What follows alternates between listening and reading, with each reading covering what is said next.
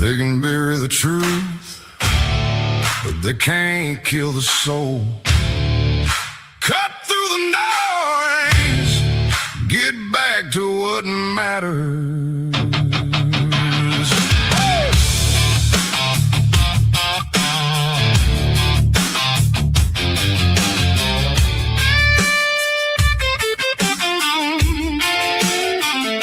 Stomp that floor, raise that hand, hear that truth roll across the land. We've been bent, we've been bruised, still we stand with nothing to lose. It ain't easy, it ain't easy. The road is long and hard. We stand for our freedom right here in our own backyard. Yes, Patriot Mike, standing tall and free. Patriot Mike,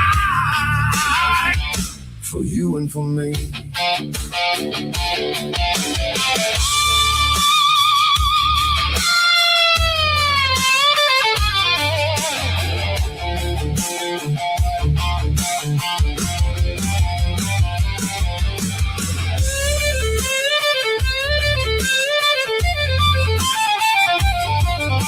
Strap in. You're live with the Patriot Mike Show.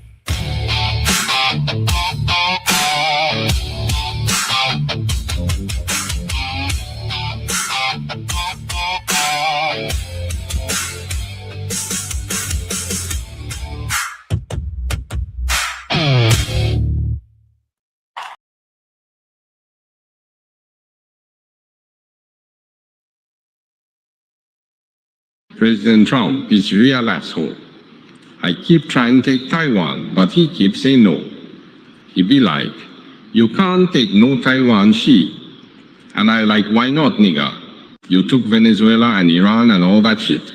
And he be like, you take Taiwan, and I'm a tariff your fat Chinese ass shit.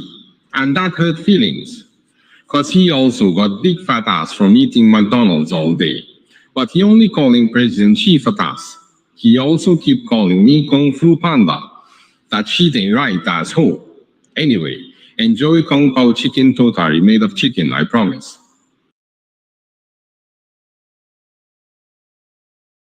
Good morning, Patriots. How you doing today? This is Mike the Patriot coming to you live from the downtown metropolis of LaMonte, Missouri. Hope you guys are having a great day wherever it is you are at, because it is beautiful here in Central Missouri, as usual this time of year. 7 degrees, sunny, a light breeze, as dry as could be. It's going to be a great weekend. It's Friday, don't you know? Which means I'm broadcasting on all the channels. I'm on the Facebook, and I'm on the YouTube, and I'm on the Rumble, and I'm on the X. I'm everywhere. I've been everywhere, man. I'm everywhere, but I'm only there. I'm only there on the other channels to remind you to go watch me on Rumble, because they're the only ones that monetize me. But because I can say the things that I want to say on Rumble that I can't say anywhere else. And that's the truth.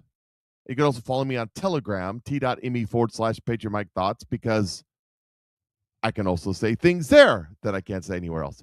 I can't play the videos. I can't say the things because the Facebook will demonetize me, that they're already not monetizing me, and they'll suspend me and ground me and all the other wonderful stuff that Facebook does. Same thing over on YouTube. Same thing on TikTok. You just can't say nothing. I'm so sick and tired, to tell you the truth, having to use different words like unalived or SC instead of some of the other words that they use. Instead of some of the real words, because we can't say words, because we're censoring ourselves, because someone might get offended, have bad thoughts. And, if you talk bad about the LBGTQRSTVWXYZ folks, they might have bad thoughts. And then what would you do? This is the day that the Lord has made, and I will rejoice and be glad in it, because God is absolutely good all the time, and all the time he is good. And the word of the day as presented by Marine in the Woods, which I had a second ago and now I don't have. There it is. I should know it by heart. Given by the Lord, presented by Marine in the Woods, is 2 Chronicles 7, 12 through 20. And that's the one that says, if my people, which are called by my name, shall humble themselves and pray and seek my face and turn from their wicked ways, then I will hear from heaven and I will forgive their sin and I will heal their land. That is this weekend, because this weekend is the 250th anniversary kickoff where we dedicate our nation back to God. They're going to do that Sunday, starting about 9 a.m. Eastern time and going all day. And it's a rededication to God of our nation. And I think it's an important day. So we'll see how that goes. We'll see what happens there. I think God's about to do some amazing, miraculous, life-changing things in the very near future. So keep that in mind. And then while we're doing that, I put together a little ad. If you want to get the link to I've been taking the Snow Slim now for several months. I've gone from 315 pounds to 265-ish, depending on the time of day. If you want to lose a few pounds, summertime's right around the corner. If you want to get into that bikini, or that you want to get into that Speedo, whatever, and look the part, you need yourself some Snow Slim. Spoon on the tongue, raspberry dark and sweet. Snow Slim in the jar, got me moving to the beat. Just a little drizzle, that's all you need. Rich and berry bold with a cheeky sweet D. Snow Slim. 1 spoonful of chocolate sauce that makes your pants fall off. Snow Slim. Sweet little spoonful. Snow Slim. 1 spoonful of chocolate sauce that makes your pants fall off. Snow Slim. Treat yourself, baby. Chocolate raspberry swirl. Smooth on every bite. Snow Slim in the moment. Make today feel right. Snow Slim. 1 spoonful of chocolate sauce that makes your pants fall off. Snow Slim. Sweet little spoonful. Snow Slim. 1 spoonful of chocolate sauce that makes your pants fall off. Snow Slim. Treat yourself, baby. What? So there you have it. 1 spoonful of the chocolate sauce that makes your pants fall off. If you want an excuse to go out and buy a new wardrobe, lose about 50 pounds. Then you'll have to. Oh, so go get yourself some of that. If you want to know how to get a hold of that stuff, right there. If you want to know how you can be a part of this movement and make a little money doing it, also just contact me. Just contact me. It's real simple.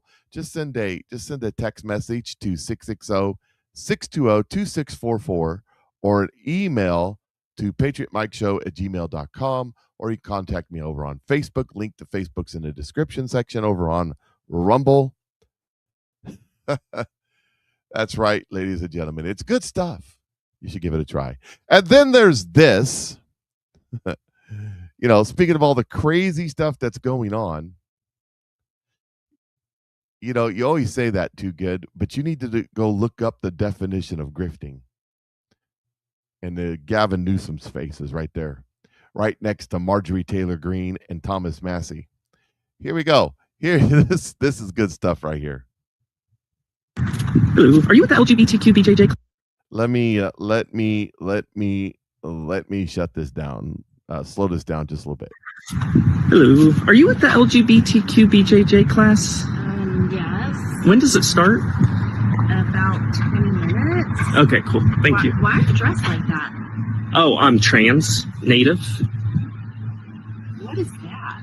I was assigned white American at birth by my parents' bigoted doctor, but I identify as native.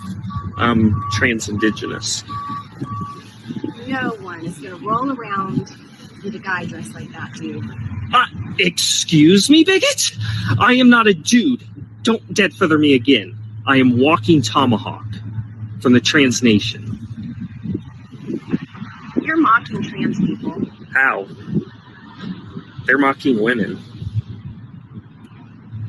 So can I go? Because you're like blocking the door, like you're not going to let me in. No, you can't go in like that. Why? And you don't even have the right mask. Why do I need a mask? It helps stop the spread. We're literally rolling around on the ground with each other, sweaty. What is a mask going to do? It's required for the class, and you can't go in like that. Why? Why do we need a mask? We're literally rolling around. Did I just get this black belt for nothing? That's a white belt. It identifies as a black belt. You just need to leave. So you guys are just trans native phobic. No, my daughters are trans. Really? So why can't I come in? Because you're mocking trans people. We're all just pretenders. Is it because I'm a Native American lesbian? Be honest. My daughters are lesbians. Your daughters are dudes that like women. They're straight guys. Just leave. So you guys are just openly trans native phobic. Only certain pretenders can come to the class. I'm calling the police. Well, I'm calling the police too, since you misindiginated and dead feathered me. How about that? Fine. Fine. I'm calling the police. Fine. Fine. Call them. And then I'll call them, and you'll probably do 5 years for dead feathering someone. That's a hate crime. I can stand here all day. So just say you're transphobic and I'll leave. Just leave. Just say it. Just leave. All right. Well, I will be filing a report for a hate crime. Fine. All right. Bye, bigot. He's a trans native lesbian with a black belt or the white belt that identifies as black. I mean, this is where we are at with all this lunacy anyways. You gotta love it. Just makes you wonder what's going on. And then also you got LA with Pratt out there coming up with some of the best ads. I mean, he's just ripping it to pieces.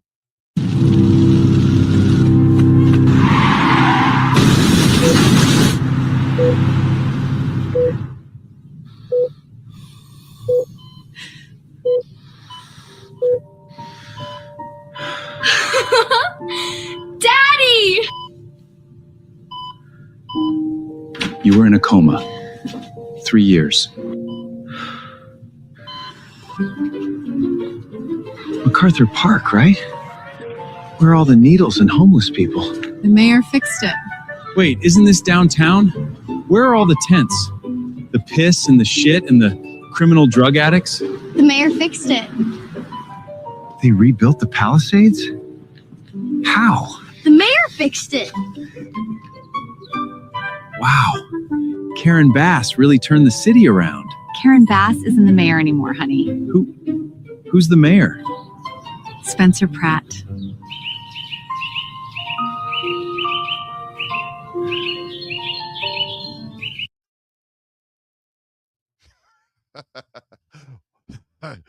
The mayor really turned it around. You know, they get better and better with these ads. They really do. And not to be outdone, we all know that Gavin Newsom thinks he's going to be running for president. He's not. I mean, he's going to try, but he's not. Babylon Beeb reporting tomorrow's news today in the form of satire. Eyeing 2028 presidential bid, Gavin Newsom distanced himself from Gavin Newsom, Sacramento, California.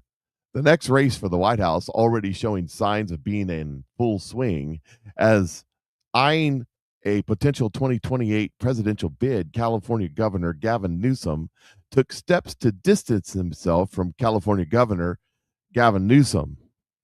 Recognizing the polarizing effect Gavin Newsom's liberal policies could have on voters across the country, led Gavin Newsom to publicly disavow many of the incentives Gavin Newsom implemented in the Golden State. Let me be clear, he says.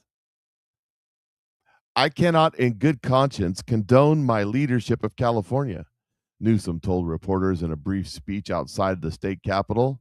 Some of the decisions I made as governor do not reflect the way I believe things should be done. In fact, if the day comes when I choose to seek higher office, I will make it a point to prevent people like me from taking these harmful policies I put in place and expanding them on a national scale.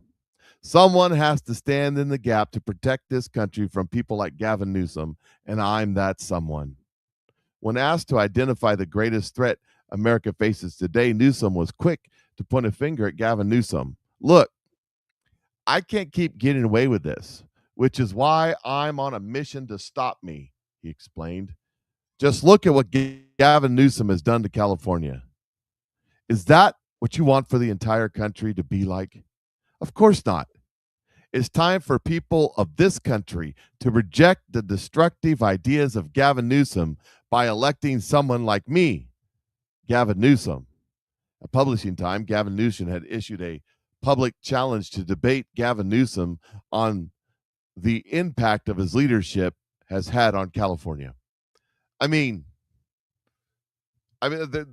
sure I am legion for we are many, so it's probably perfectly fine. I'm just saying. I'm just saying it's fine. It's good. Still problem. Nothing to worry about here. Move along, folks. Move Very along. different Because we all know that that Gavin Newsom is definitely not running for president. I mean, he will run, but he won't get anywhere.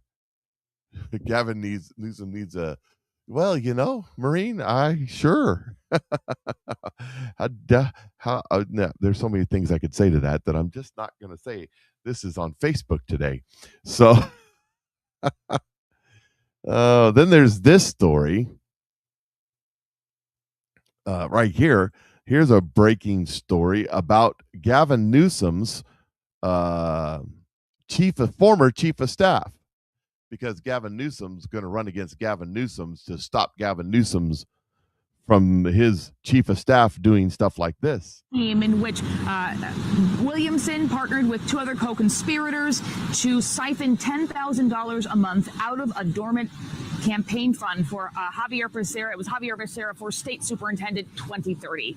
So there was a dormant fund, and Williamson's attorney in a news conference after court said to us journalists, this was a matter of my client being a good friend. He said McCluskey had taken a job in Washington, D.C. with Becerra, as Becerra was the Health and Human Services Secretary under President Biden at the time, and was not making enough money to support his family back in California. So McCluskey told Williamson, look, I need some extra money. So at that point, Williamson's attorney said they devised the scheme to give $10,000 from this fund to McCluskey's wife. Now, Williamson's attorney, McGregor Scott, he was a former federal prosecutor here in the Eastern District of California.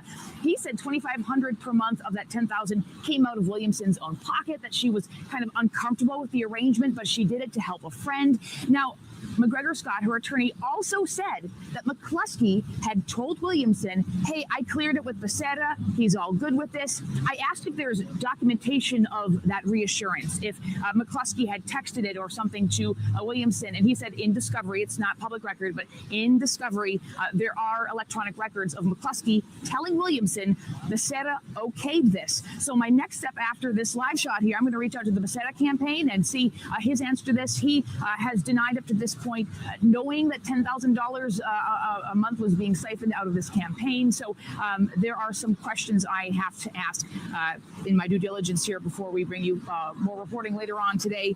In terms of her sentencing, Williamson could face, her attorney says, likely 2.5 to 3 years.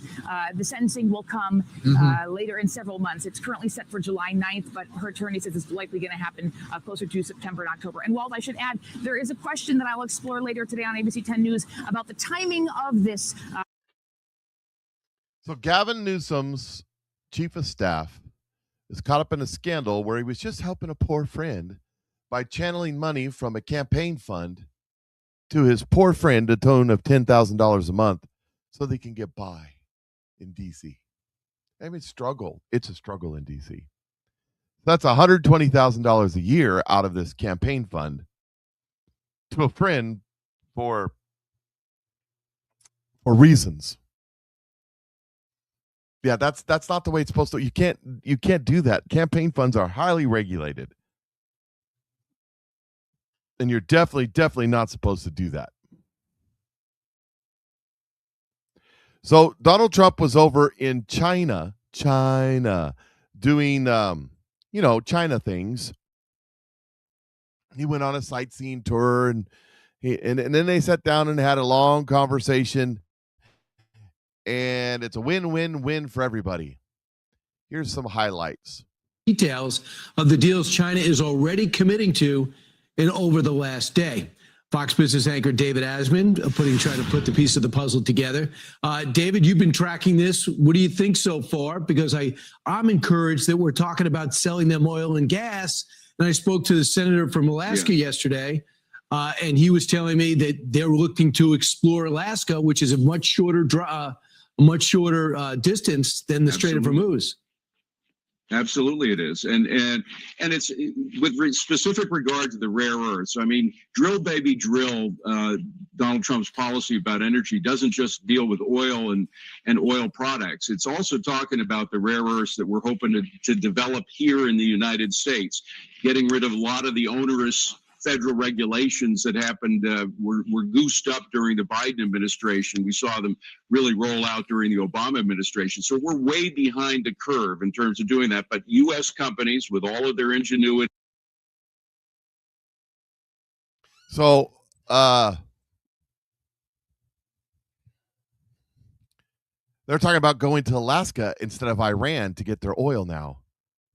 The other thing that's happened is the media has been throwing a conniption fit because Elon Musk has showed up with his kid, and his kid is everywhere.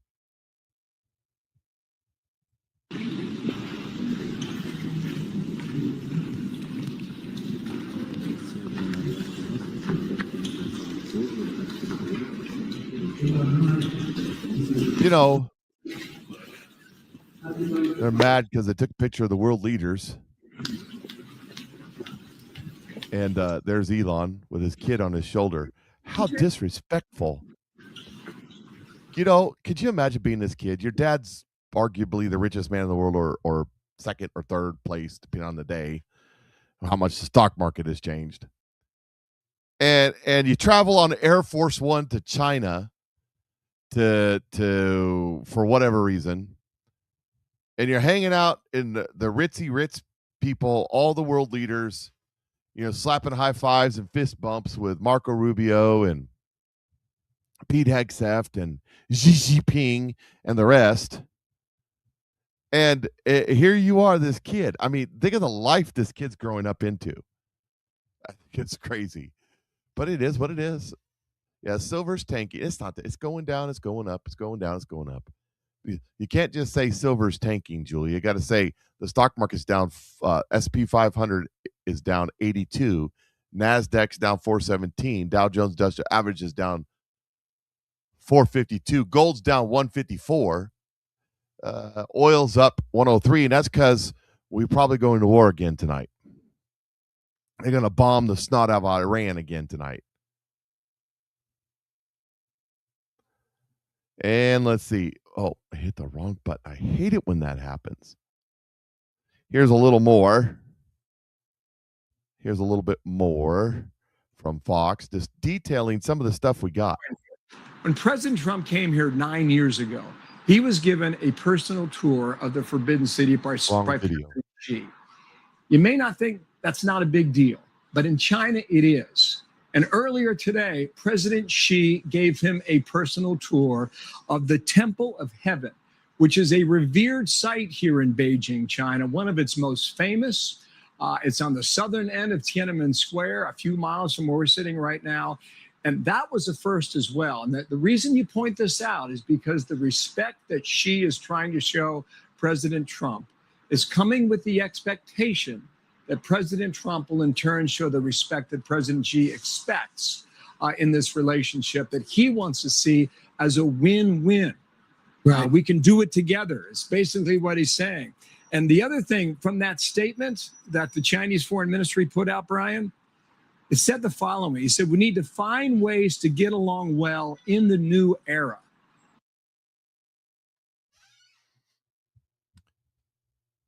One of the things that's happening over there, Donald Trump's paying China much respect. He does the same thing to Putin. Why?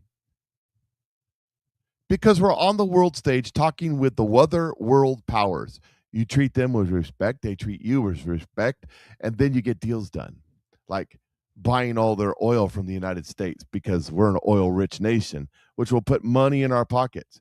Here's an example of treating people right. Donald Trump knows how to treat people right.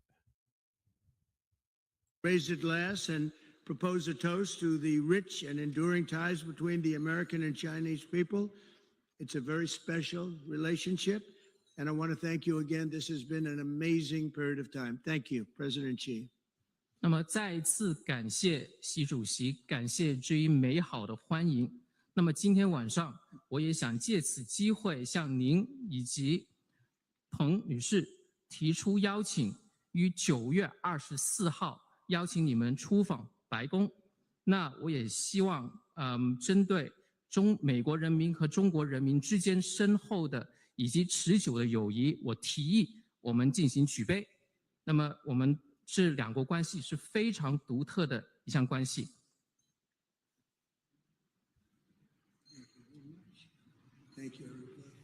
感谢。感谢。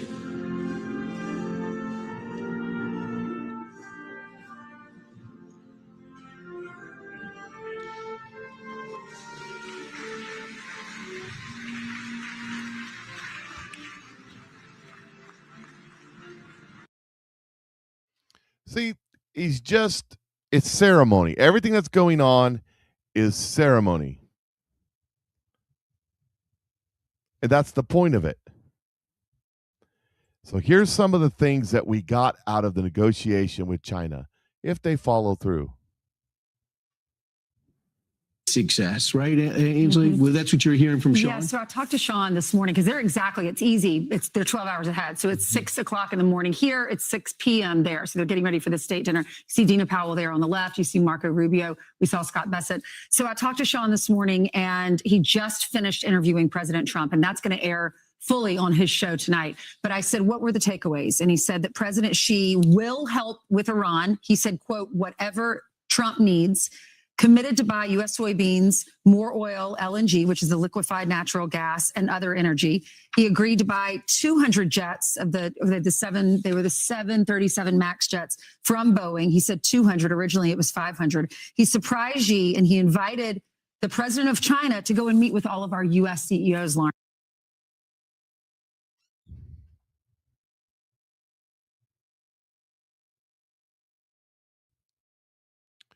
I bet you that was not the drink that Donald Trump. I bet it wasn't alcohol. It was probably some kind of juice, apple juice, something watered down. I don't know, but it probably wasn't alcohol because he's strict about not drinking. So the folks rating the channel right now, they were on the other day. They have a business. And they sell the meats. Basically, it's dried meats, right? Am I correct on that? If I remember correctly, yeah. I got your email. I got your email address, and I was set down to do it. And I've been so busy. I've been running around like a chicken with my head cut off the last 2 days. So, but I'll get there. I'll send you an email, and we'll get some of your products. We'll try them live on air. See how that goes. Anyways. They have a company, a ranch. It's up there. Where'd you say it was at? In Wyoming, someplace up in that neck of the woods. But anyways, you're more than welcome. Thanks for the raid. It's something that Rumble does to help. It helps content creators with help other content creators. I don't use Rumble Studio, so I don't do it. But people that use Rumble Studios can do it. So, and I appreciate it too, because it brings my content to people that haven't seen it. So, and it also has brought your content to my people, because now they know to look for you and see what your show's all about. All right, that's what this is. That's what goes on when you see these people do the rating thing. That's what it is about. It's a mutual support group, basically. All right, let's see. So another thing that happened is the media was several times there's been some run-in between the media and the security details and the Chinese, because they're pretty strict. The Chinese are pretty strict folks, if you know what I mean. Do you understand that we are in the motorcade with the president? So we are still so that the main concern now is that the security of our side do not allow you leave this. They are literally waiting. We gotta move. We gotta go, guys. Okay, no, we gotta go. We gotta go. Go. We gotta go. We gotta move. We gotta go.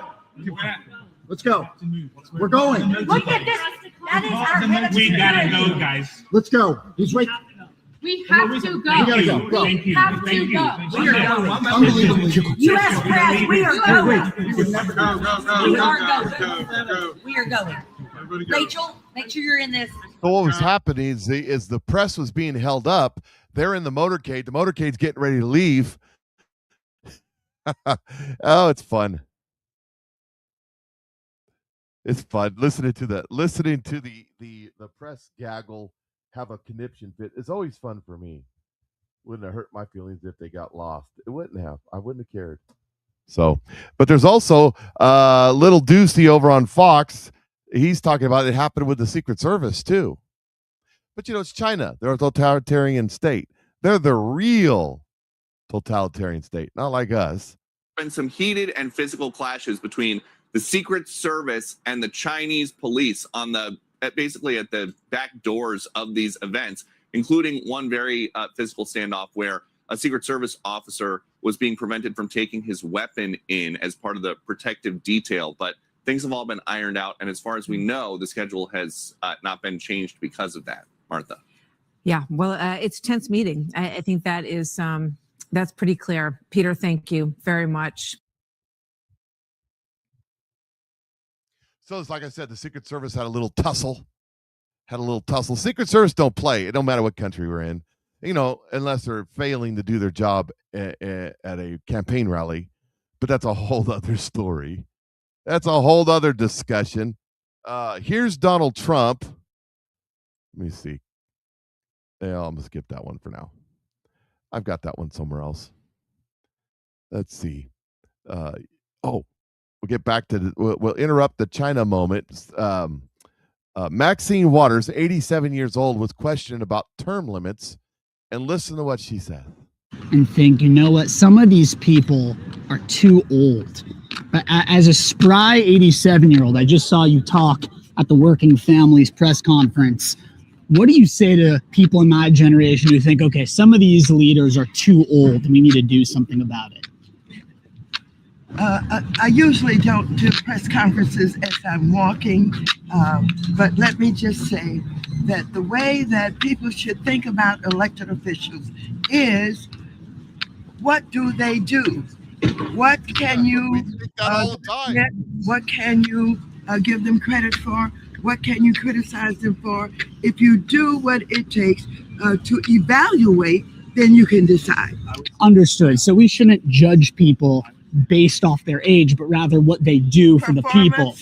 And effectiveness. Got it. So someone like President Trump, who's about to turn 80 years old, I mean, that's the president, kind of different than maybe someone serving in Congress. Don't ask me about Trump. You know what I think about it. Is that considered a little too old, though, an 80-year-old president? I mean, a lot of people had issues with Biden's age. What do you think? The President of the United States is destroying our democracy. He's made promises unkept. He's enriching himself and his family with cryptocurrency. He has lied to us, and even now, when he was talking about Iran, he said he didn't have time to think about what is going on with financing and financial services in the United States of America. And so this is a president who is absolutely committed to empowering himself and using the power of the executive, the highest executive of the land, the President of the United States of America. And the people are beginning to. Okay, let me stop right there. I want to back that up just a little bit because I want to show you something. She almost said the quiet part out loud. Who is absolutely committed to empowering himself and using the power of the executive, the highest executive, committed to empowering himself and using the power of the executive, the highest executive of the land. You know, she's done this many times where she almost said the quiet part out loud. He's using the power of the executive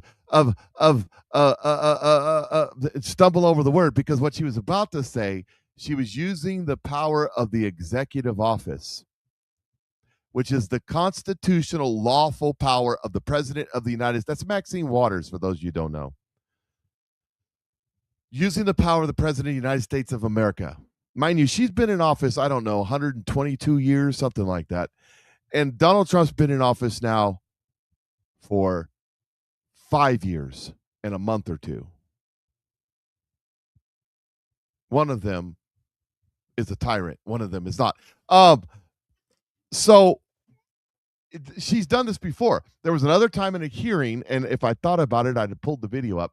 But there's another time in a hearing where they were talking to the big oil. Someone was asking me, why is oil prices so high? She was talking to the big oil companies, and she was talking about some of the stuff that they were doing. And she said, this congressman, I'll tell you what this congressperson is going to do. This congressperson is going to take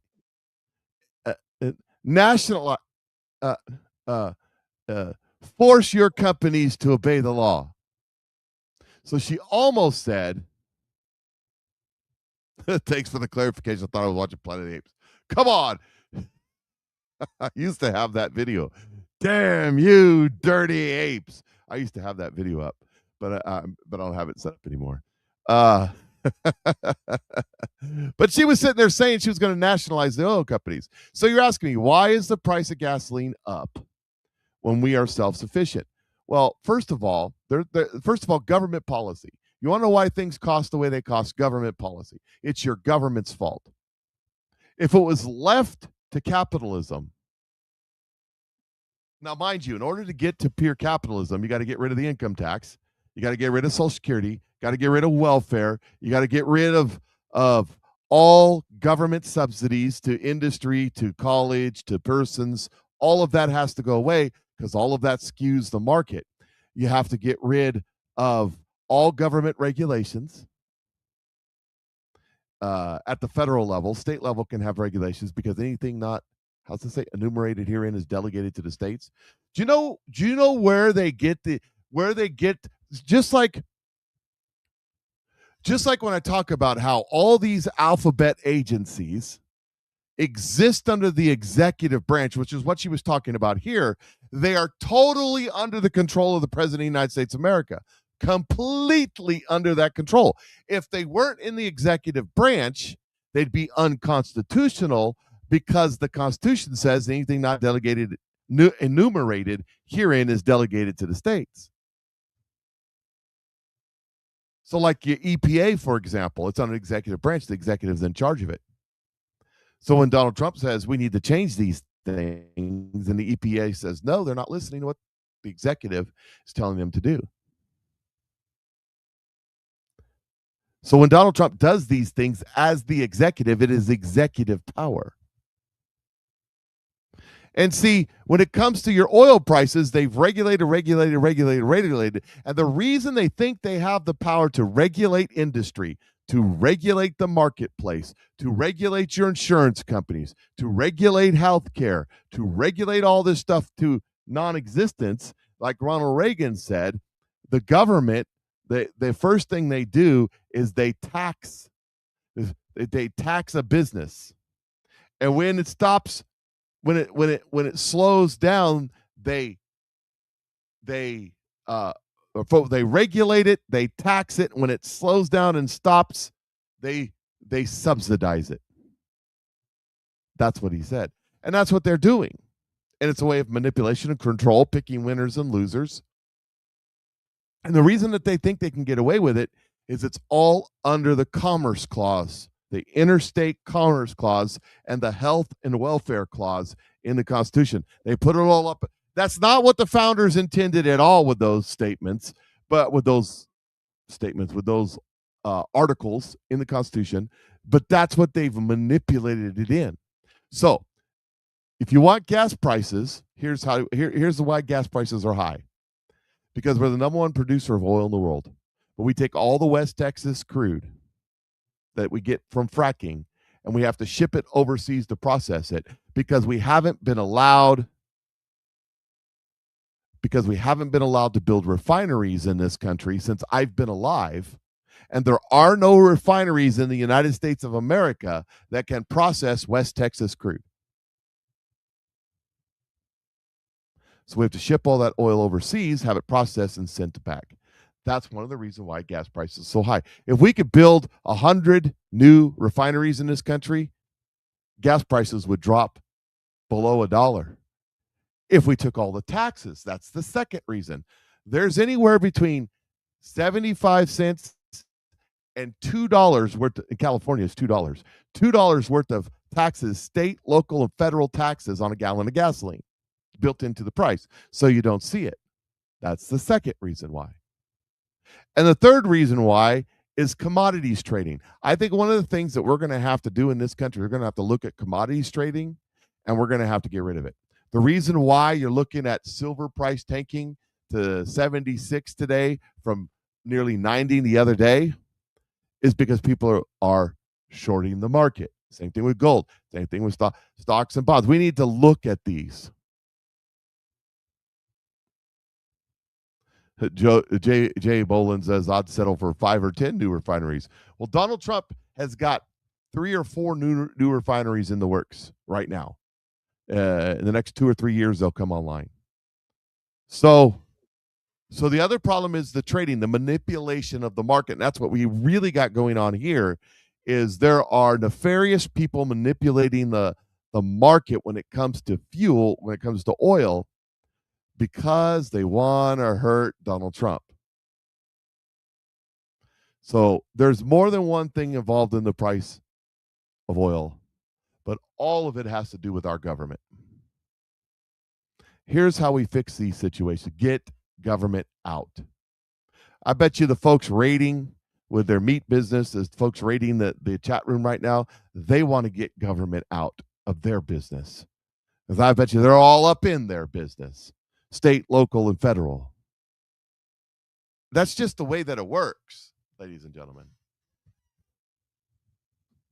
And one of the biggest problems are people like Maxine Waters who want to nationalize industry, who want to take industry, and then while they're making decisions of winners and losers, insider trading to make millions and millions and millions and millions of dollars.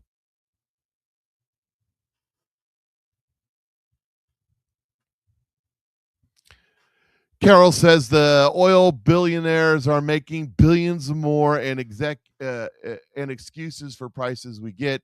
They get the gold mine, we get the shaft. Oh yeah, that's fine. You know, everybody bitches when the price goes up and they make money, but nobody says a damn thing about how they lose their hindquarters when the price gets down to $40 a barrel, and it will.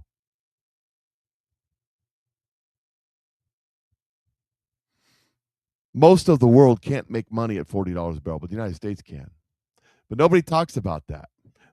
And your gas stations, the reason there aren't any mom and pop gas stations anymore is government regulation. Government has regulated them out. That's one thing that would keep these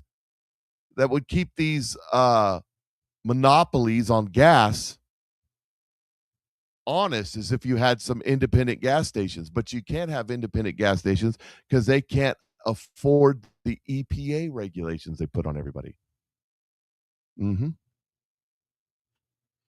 So your problem with gas prices, sum this all up. So your problem with gas prices is government. Get the government out of the gas business. Your problem with healthcare prices is government. Your problem with food prices is government. Your problem with clothing prices is government. Your problem with cars costing $100,000 for a turd bag is government. You want to solve these problems, get government out of it. Here's Donald Trump talking to Sean Hannity a little bit after his meeting with Xi Jinping. So I told him I'd love to see you buy oil from Texas and Louisiana, from the United States, Alaska. We've got so much of it. And he said he likes the idea. He'd like to talk about that. I think it'll happen. Yeah. That's a big deal. That's a big deal. I don't know. I think that would be a huge announcement. Look, they're doing it right now. They're sending Chinese ships up to buy oil. They do. So we're doing, and I don't like talking about it because then the fake news media says, Trump doesn't talk about the fact that somebody's paying 2.5 from, I had it down to $1.85 in Iowa a gallon. So now it's $4 and it's going to not be long. And as soon as the war ends, it's going to go down to lower than it was before. It's going to be very quick. I think he's right. I'm concerned, wondering. I know that there is a economic collapse coming. It has to happen. What goes up must come down. And that collapse is going to take out a lot of the infrastructure that has caused all the problems. And he's right. The gas prices will drop back down. Sometime between now and what he just said happening is the whole economy is going to adjust. It's going to correct. They call it a correction. Kim Clement said, don't trust the market, but watch 20,000. Here's a little bit more from that interview.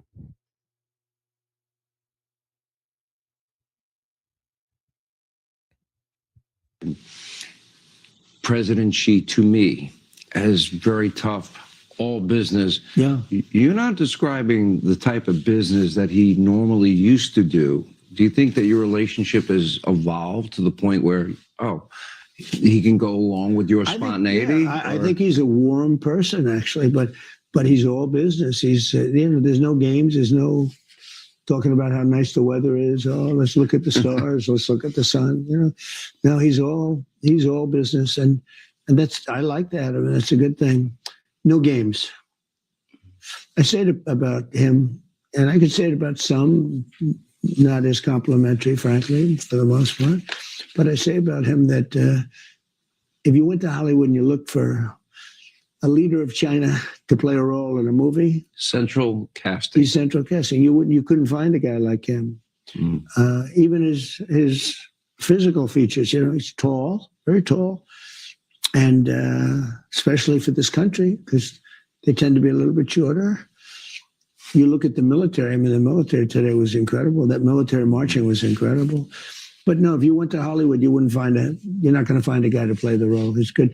And he's, I'll get criticized. They always criticize me when I say good things about certain leaders, and this one. But he's a leader for China. He's led almost 1.5 billion people for a long time, and he's respected. It's sort of interesting when the fake news said, he said, they'll say, President Trump said that President Xi was a brilliant leader. That's a terrible thing. What am I going to do? But so he's talking about Xi Jinping. You know what Donald Trump's doing here? He's negotiating.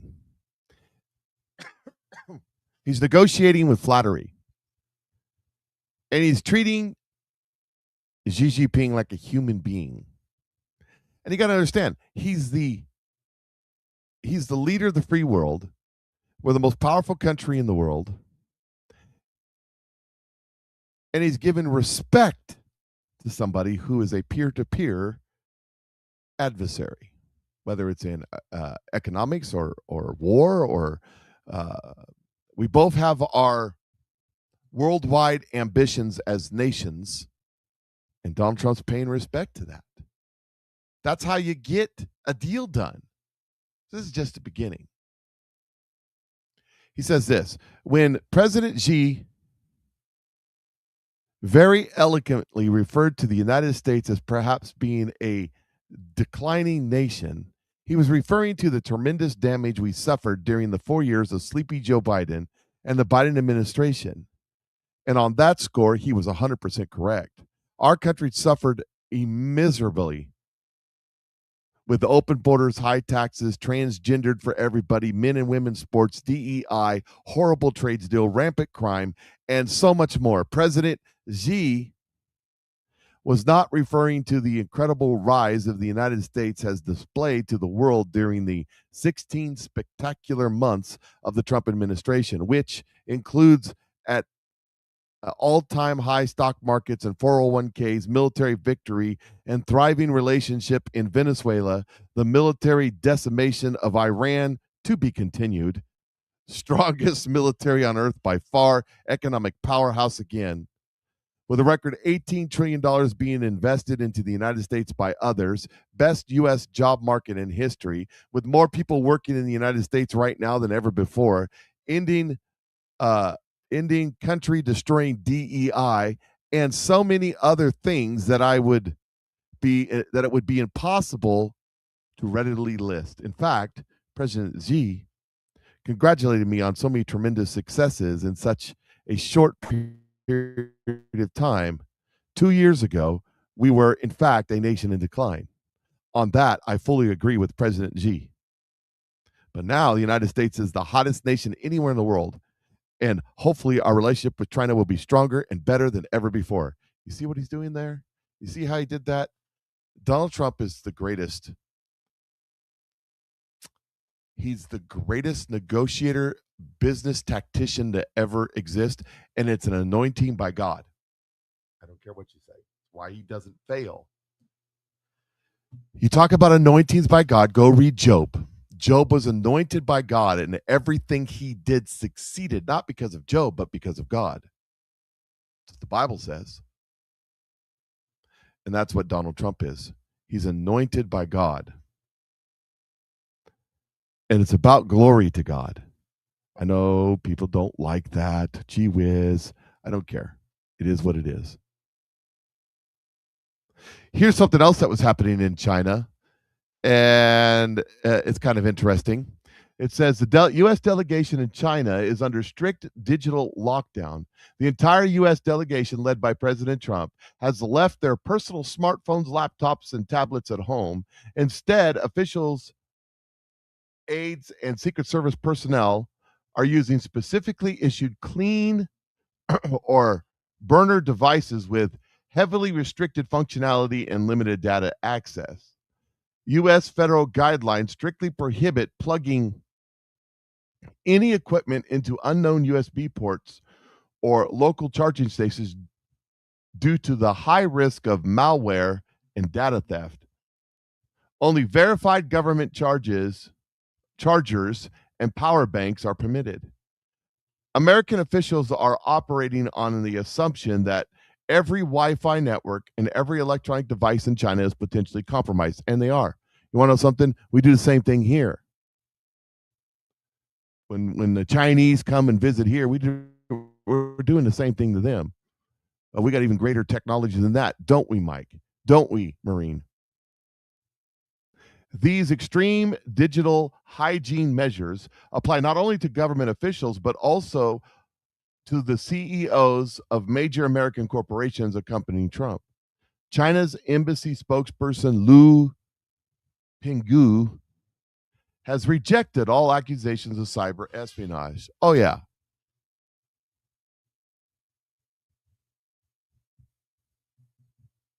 You know, what we have the ability to do is we could do it from an aircraft. We could do it from a ground. We could do it from man portable.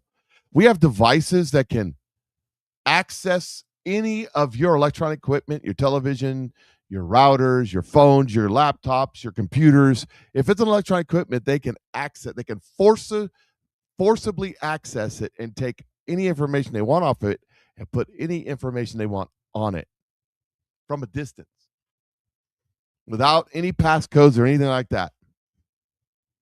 We have that ability. So it's not just China doing this. We know the kind of things that can be done because we do the kind of things that can't be done.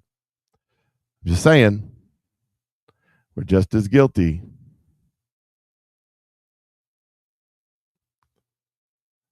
Here's Donald Trump doing a TikTok after getting back.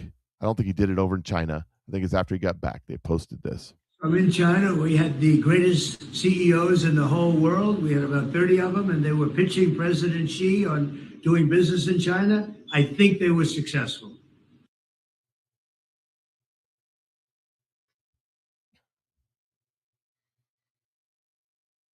Yeah, there is that. He thinks they were successful. We'll see what happens. He's just going up on the. That's exactly what he says. We'll see what happens. We'll see what happens. Let's see. No, we'll get to that one in a minute. So here's what's going on. So China doesn't like Marco Rubio. So they went around about sort of way because now he's Secretary of State. He's third in line, fourth most powerful person in the world. Here we go. Secretary of State Marco Rubio is in China, but China punished him years ago, and he's not allowed in China. So we've got this funny situation where Marco Lu Biao is banned, but Marco Lu Biao is okay. He's got two names. Let me explain. One version of Marco Rubio, before he became Secretary of State, while he was a senator, he got China so angry at him that they imposed sanctions on him twice. He criticized China's crackdown on Hong Kong and its treatment of ethnic Uyghurs. So China slapped him with a travel ban. You're not welcome here. The name on that paperwork, Marco Ma Ke Lu Biao. Okay, quick lesson on Chinese tones. There are four main ones. Ma, that means mother. Ma, that means hemp. Ma, that means horse. Ma, that means to scold. Same syllables, but the way you say them matters. Tone is very important in the Chinese language just because like each tone represents a different word. For example, like 睡觉 and 水饺. When you write it out, it's very similar in pinyin, but one 睡觉 means sleeping, while 水饺 means dumplings, so they have completely different meanings. So years ago, when China first began transliterating Marco Rubio's name, they did what they often do, which is to just do their best with the sounds that they have. The meanings of the sounds don't really matter. So in Mandarin, Canada is Canada. Obama is Obama. Taylor Swift would be 泰勒苏威夫特. My Chinese is on garbage. I apologize. You know, it keeps going. Elon Musk, Elon Musk. Anyways, you get the idea. Marco Rubio, the senator, was Ma Ke Lu Biao. Emphasis on the Lu. Note the rising tone. But Marco Rubio 2.0, the Secretary of State, is Ma Ke Lu Biao. Note the first syllable of his name has changed from Lu to Lu. And the thinking here is that this makes Rubio 2.0 a whole new man who is technically allowed to set foot in China as Secretary of State while allowing China to maintain its hardline position against Rubio 1.0, who offended China many years ago.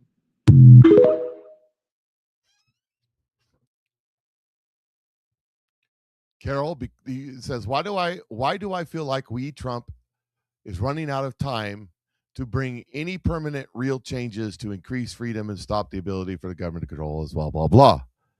Because you're leaning on your own understanding. And you specifically know exactly what I'm talking about. Stop leaning on your own understanding and lean on God's understanding. So when Rubio left, they took a picture of him in this jumpsuit. He was on his way to China, and they took a picture of him. The same jumpsuit that the former president of Venezuela was wearing when we nabbed him. Are they making a message?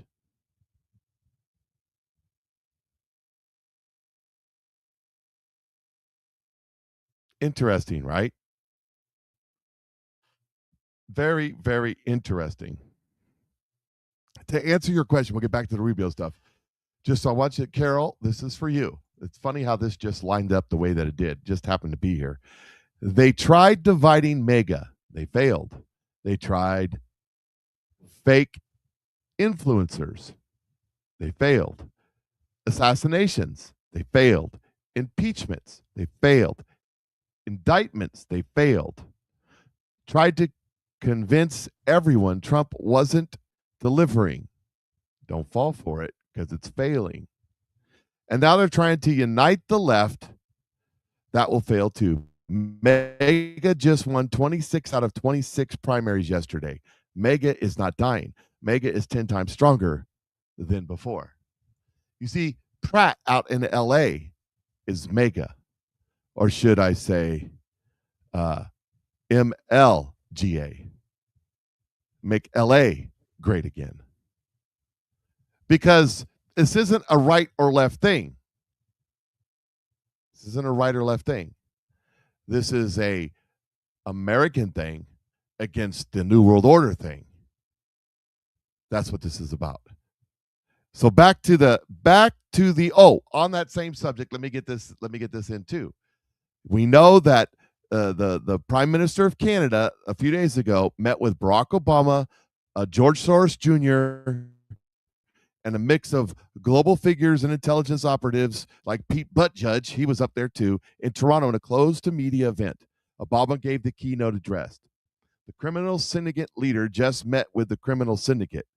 This is Obama providing a back channel for foreign leaders to circumvent the elected will of the American people. It's still going on. This is furtherance of the seditious conspiracy.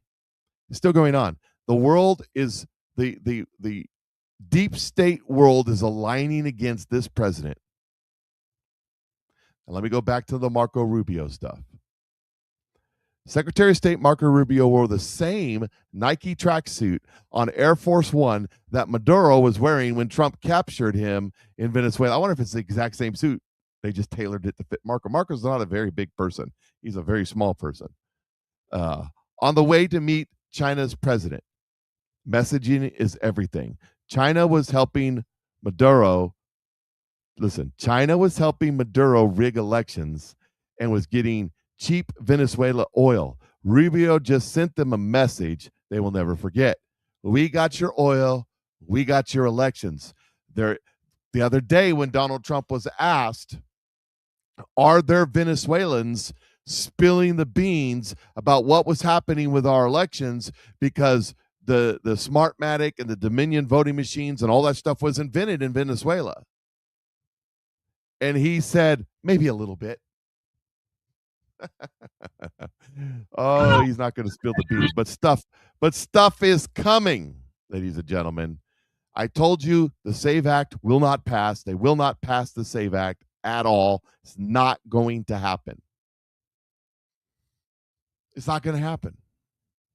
But Donald Trump is going to sign an executive order that has to do with foreign influence in the elections, the past several cycles, in foreign influence from places like Iran, China, Ukraine, possibly Russia.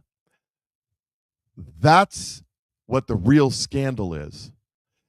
And the seditious conspiracy that brought all that about is what the scandal is. It's back to play an oldie but a goodie. It's all connected together. Some sort of collusion. Trump, Russian, possible collusion. Trump, Russian, metal collusion. Trump, Russia, possible collusion. Trump, Russian, potentially collusion. Trump, Russia, possible collusion. Trump, Russian, possible collusion. Trump, Russian, bot collusion. Trump, Russian collusion. Trump, Russia, possible collusion. Trump, Russian, possible collusion. Russian collusion. Trump, Russian, possible collusion. Trump, Russian, possible collusion. Trump, Russians, collusion. Collusion with the Russians. Trump, Russia, possible collusion. Trump, Russia, possible collusion. Trump, Russia, possible collusion. Trump, Russia, possible collusion. Trump, Russia, possible collusion. Trump, Russia, possible collusion. Trump, Russia, possible collusion. Trump, Russia, potential collusion. Trump, Russia, potential collusion. And the Kremlin and be in collusion with Putin. And the Kremlin and be in collusion. And Putin and the Kremlin and be in collusion. 17 agencies. 17 of our intelligence agencies have confirmed. 17 of them. So, yes, Trump, Russia, possible collusion. Jay Bolin says, blackout White House post, mega at the bottom. And he's got question mark question. Do you know what he's talking about? Does everybody know what he's talking about? Nobody knows what he's talking about? That's what I thought. So something happened. Something happened. Here, this creator brings up the subject. Something happened the other day, the White House X account.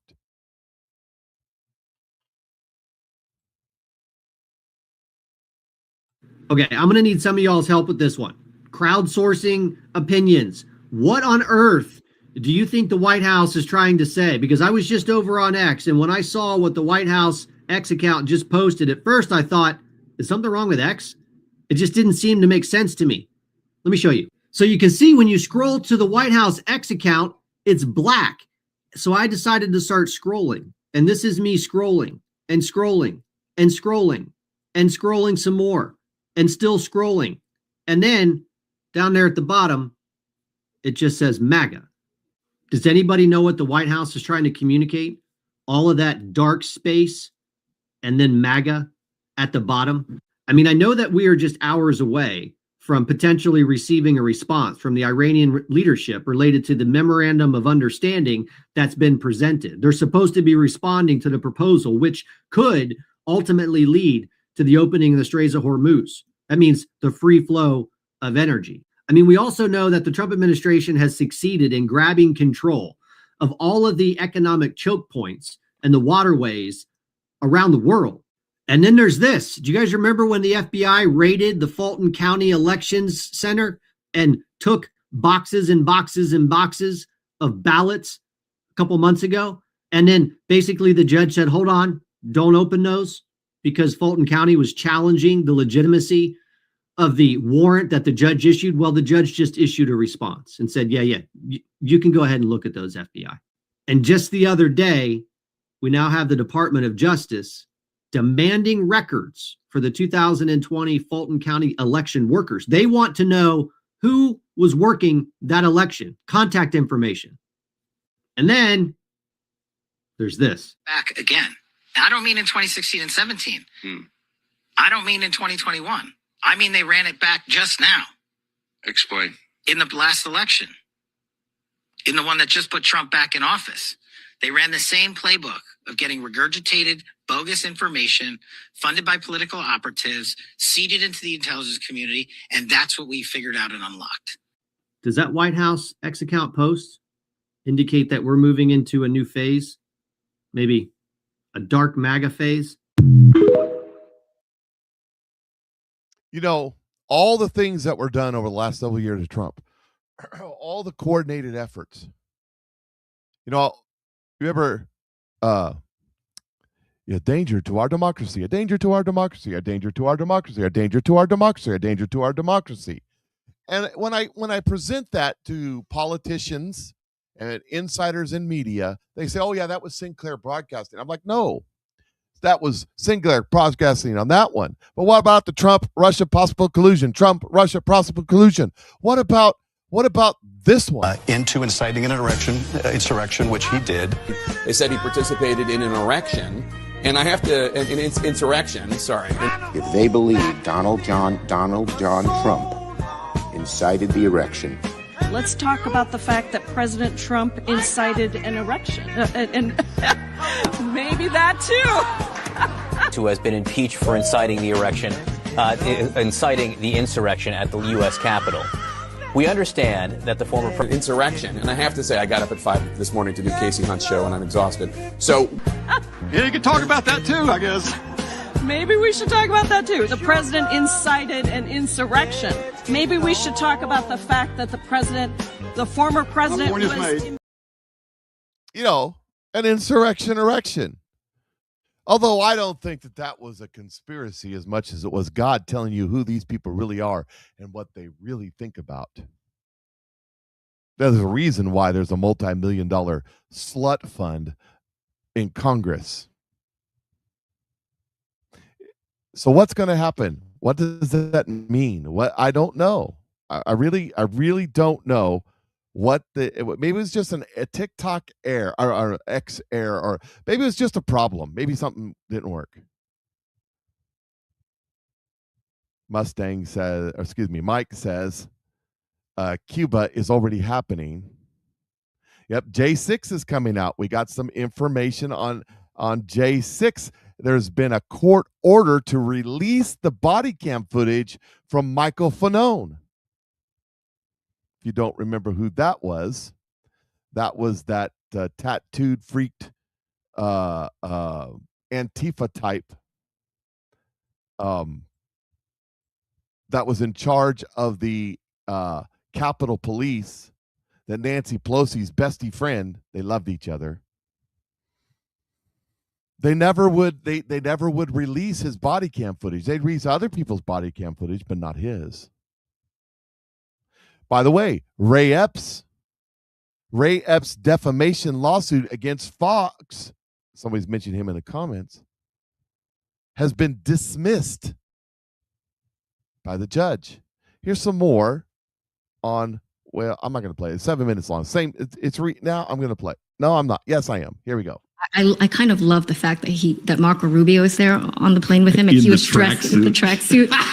But the best part about Rubio is actually that Rubio is sanctioned by the Chinese. So in 2020, Rubio was on the right side of the Hong Kong issue. He supported the Hong Kongers. He's been consistently one of the most critical of the Chinese Communist Party. That's good. And along with Ted Cruz, he was sanctioned. So he's not allowed to go to China. His assets, he didn't have any, were frozen in China. It was kind of like political theater to make a point. And what the Chinese did this time. So Rubio's name in Chinese is Lu Biao.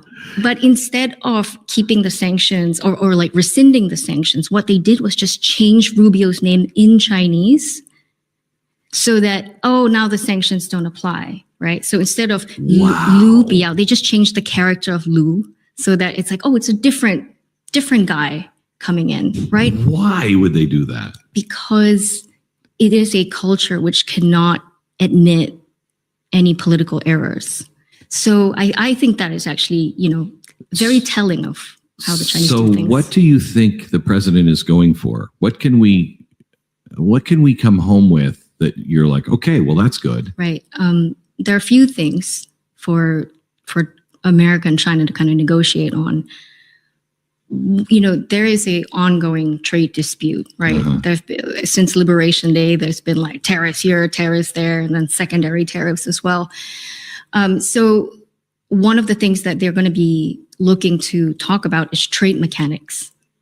The second thing is that China's only card is actually on critical minerals. And so when the trade war escalated, China passed some export controls to prevent the United States from getting critical minerals. China has about 70% of the world's critical minerals. 90% of the world's critical minerals are processed and mined, which is, that's the important thing, is the processing part. So every F-35 that we make, every Aegis radar, every tank, all these military things that we need for our US military, they require super magnets, and those elements are refined and extracted by the Chinese. I mean, at the end of this, we need to really ask ourselves how the hell we ended up in this situation. I know. But because of that, China has cards in the trade war. And so when they were displeased about the tariffs, one of the first things they did was pass export controls, saying, all right, we're not going to export to you critical minerals that you need for the military. And so Trump has to come to the negotiating table on these critical minerals to make sure that China does not extend the export controls and allows some of the rare minerals to get to the US. What's scary is Kearney, they just closed the mine. They allowed China to buy the mine that makes that exact mineral, extracts it, and shut it down. It's the only other place in the world that they were mining for that stuff. Right. I mean, Kearney is in deep with the Chinese. Right. But that's why Trump has been signing critical minerals deals with Chile, with everybody. Quietly, we've been doing things in Greenland as well. Right. And that's part of the critical minerals play. Right. But the other thing that Trump really wants from China is some kind of indication that China would help on the Iran issue. And the reason for that is that China is actually very dependent on Iranian oil. 12% of China's oil is coming from Iran. 50% of China's oil comes from the Strait of Hormuz, from other parts of the Gulf. So from Saudi, from various parts. And so choking off Iranian oil has been China's suffering quietly. They don't really want to show that they're suffering, but their factories, their tin pot refineries have been relying on discounted Iranian oil. They're deep in bed with Iranian officials and the government. Exactly. And so what Trump wants is, China, you're suffering because of this war.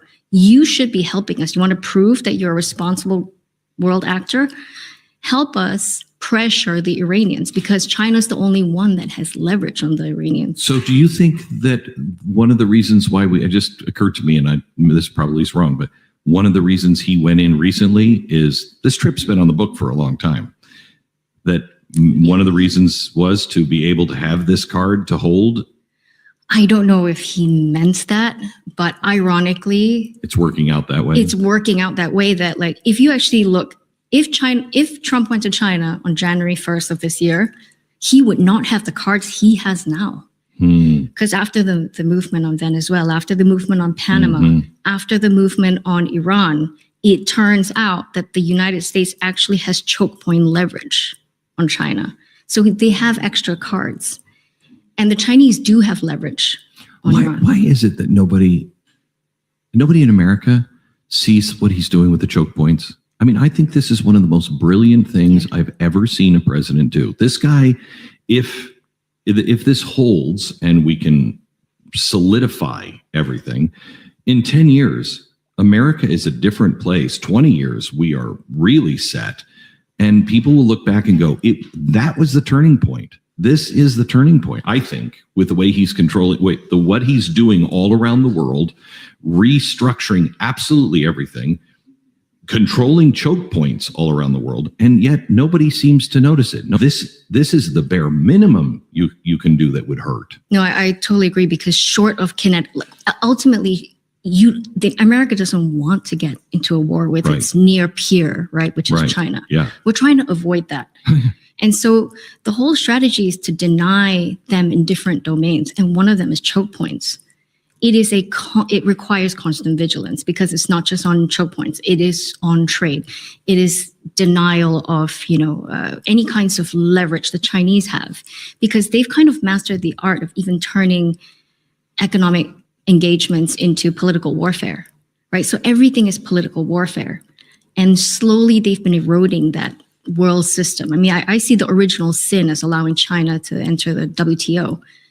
Because that system was never meant to accommodate a Leninist Marxist government. Nice conversation there with Glenn Beck. Lots of little things that I see many of you reacting to. Found that interesting. Breaking news. Here we go. Breaking news. This was yesterday. U.S. is moving to indict former Cuban President Raul Castro. According to a source familiar with the matter, the potential charge comes after CIA Director John Ratcliffe, who's in Cuba right now, met with Cuba officials during a high-level visit to Havana. At the Coca Cabana, the hottest spot this side of Havana. Yeah, that was back before they went communist. Anyways, yeah, there was that. Let's see. Donald Trump's talking about the ballroom. Donald Trump's always talking about his ballroom. Yeah, Rubio in the tracksuit. What's that all about? Well, there's stuff coming. Here's that one about Michael Fanone. Biden judge orders disgraced former D.C. police officer Michael Fanone's body cam footage must be released to the public. The American people will see evidence of his criminal activities that day. There's lots coming out about January 6th. It isn't shared on all of the medias, but there's a lot coming out. Remember, Michael Fanone, Nancy Pelosi's bestie best.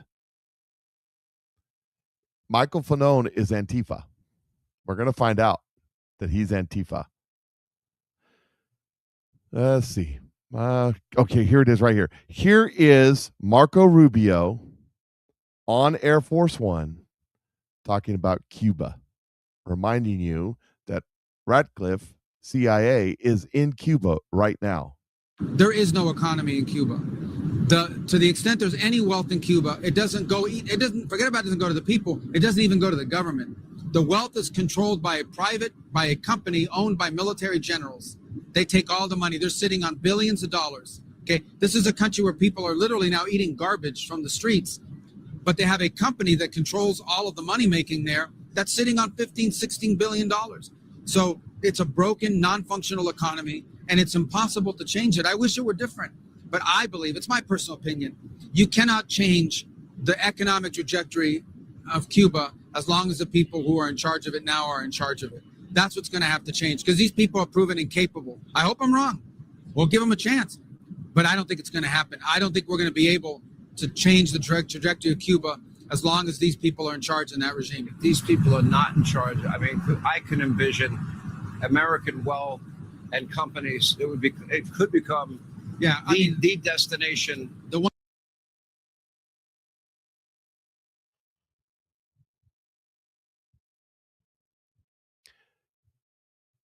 So here's Marco talking about Cuba. Could you imagine? You got to go back. You got to go back to the 40s, the 30s, the 40s and 50s. Cuba was a tropical paradise. Tourism was their number one deal. All the Art Deco buildings that are rotting in Cuba right now were built back in those days. That's where the jet setters, the Hollywood types, they would go to Cuba to party. It could be that way again. It could be that way again, but only if you get rid of the criminal government, communist government in Cuba. But then again, you got people like in our country, like Bernie Sanders, we call him BS for short, and AOC and Liz Warren that want a Cuban-style communist government here in the United States of America. That way they can get rich and we get nothing. Here's what's going on right now in Cuba. We are demanding the right to have electricity. We have gone more than 40 hours without electricity. I live in a community where there are many elderly people, many of them bedridden. There are many children. Food is going bad inside the refrigerators, the little food that can be obtained. The country's situation is well known, and well, it gave us the motivation to come out to see if even by banging a pot, they will give us at least 3 hours of electricity.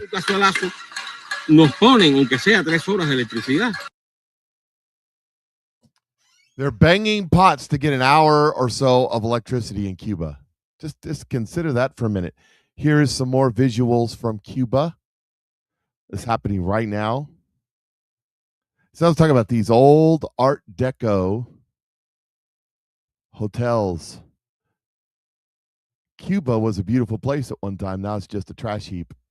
The communism does, it's like what did communist countries like Cuba use to light their rooms before they had candles? Light bulbs. That's what communism is. That's what they want for us in California. People like Gavin Newsom and Mayor Bass. That's what they want for us in California and in New York. People like Zoltron. That's what they want. This is the result of their policies. And these people aren't dumb. They know it. But in the process, they get stinking, filthy rich. And that's what they really, really want. That's what they really want. Power, control, greed. The greediest people on earth are communists. Just ask, BS, Bernie Sanders. He wants to tax the billionaires. Used to want to tax the millionaires. But now that he is one, he only wants to tax the billionaires. He wants to get another house in the Hamptons and another Ferrari to park next to the Ferrari he already has. Because every good communist deserves a Ferrari. Here is a news report. The CIA director meets with top officials in Havana, Cuba, government says. Havana, May 14th, U.S. delegation led by CIA Director John Ratcliffe met with his counterparts at Cuba Interior Ministry in Havana on Thursday. The Cuban government said in a statement, as tensions worsen over U.S. fuel blockade that has starved the island of fuel and power generation. U.S. President Donald Trump has heaped pressure on Cuba since returning to office, and several days ago said the two longtime adversaries were going to talk. Cuba representatives in the meeting emphasized that Cuba does not pose a threat to the United States national security, the government said. Maybe not. They don't even have fuel.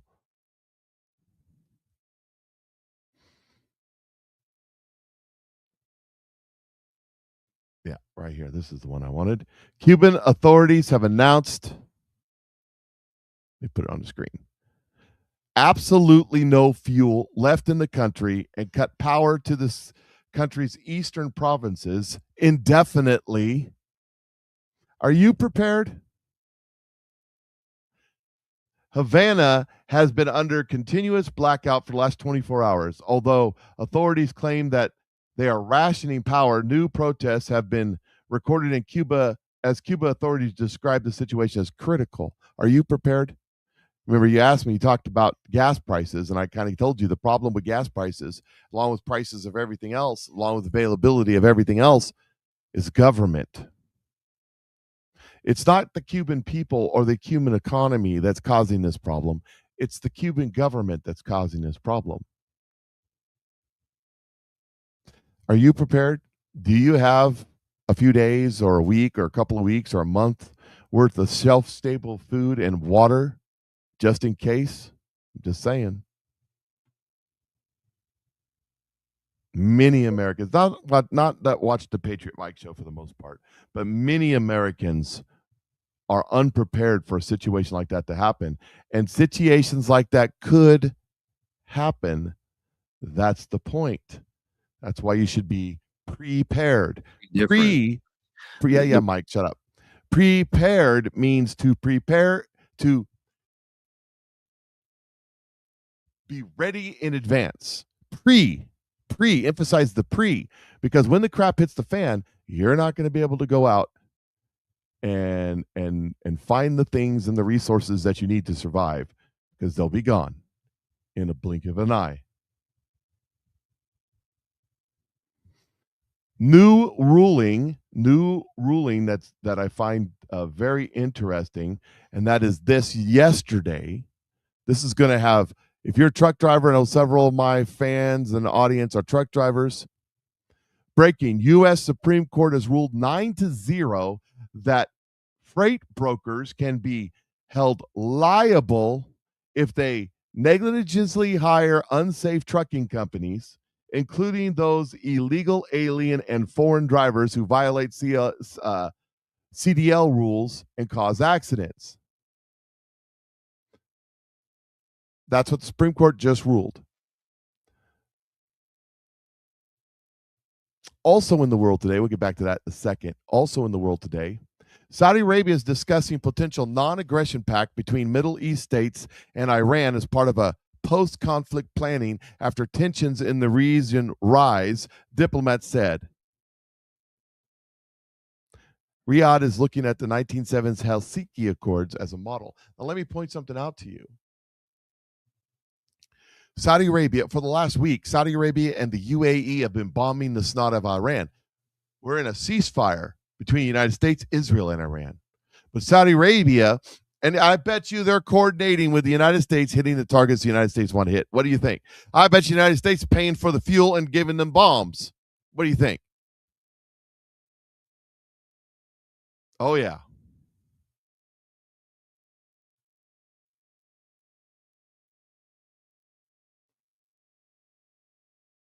Just running through a few things. So someone was asking me about the CIA. Someone said, did the CIA, did Ratcliffe know about the CIA and the ODNI and all that stuff that came out the other day, right? Well, people are backing off of that now. Representative Anna Paulina Luna, I'm noticing a few large accounts stating falsely that I claim there was a raid on Tulsi Gabbard's office by the CIA. This is completely false. There's no clip or statement that exists. Why is there an orchestrated push for this narrative? Not one account can post a clip. Now, she did not say raid. She said acquired. The CIA acquired the material that the ODNI was trying to release in an argument about what can be released. Why was there all of a sudden? Why did all of a sudden this narrative get pushed, and who's pushing this narrative? Nick Shorter said, I thought this was a given, but apparently not, so I'll just put it out there. Members of Congress should not be going on national TV erroneously claiming the CIA is staging a literal coup while the president is overseas. CIA raiding DNI would be a coup. ODNI oversees CIA. No such thing occurred. As it turns out, that's probably true, but some people were pushing that. We'll get to more of that in just a minute. Who was pushing the idea? Anna Paulina didn't say that. It's bad enough that there's a fight between one side and the other side on these documents that have to do with MK Ultra.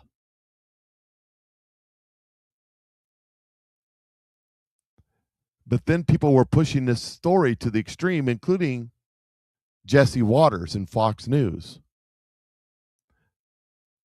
So what is the psyop? What is the dis, and malinformation? Why is it happening? There's also, we got this story happening. This is John Harold Finch says, vote for Ed, ditch the fraud. Thomas Massie is establishment candidate. Massie is classic DC swamp creature who has held his seat for 14 years with zero accomplishments. By the way, Thomas Massie, I hereby demand that you release the names of the people on your list that was down there diddling children on the island that you promised to release last August and still haven't. Why are you covering for them? Why are you covering them?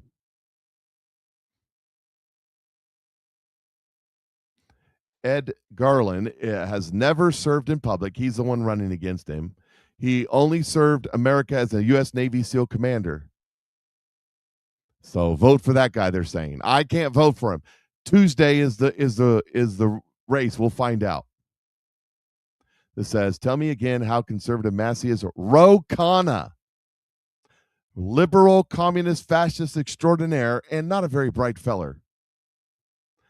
Thomas Massie is a man of character. He is the type of congressman our founders envisioned. I hope his constituents will see the courage, independence, and sincere love of country he brings to the job. It's the same kind of stuff that the lefties like Ro Khanna used to say about John McCain, Mr. No Name. Someone had to fill that spot. Same one. Ro Khanna says the worst Democrats are openly begging people to vote for Massie. At this point, a vote for Massie is a vote for the likes of Hakeem Jeffries. Laughing my face off, even Massie's own people realize how bad he looks. It says, Ro, appreciate you. You're not helping. Delete this and please stay in the background. Yeah, yep. It says Thomas Massie accused 4 innocent people of being pedophiles. He did do that. Do you remember? He went on the House floor and named names. It turned out that it was not true. And the Congressional House floor never apologized. Thomas Massie allegedly abused a woman and bribed her into silence. That man has no character, and neither do you, talking to Ro Khanna. A Republican being lauded by the New York Times. New York Times says, he's one of the dying breed in Congress. America needs him now more than ever. It's like a Jew being lauded by the Stormfront. It tells you that the lauded person is unfaithful to the allegiance he claims.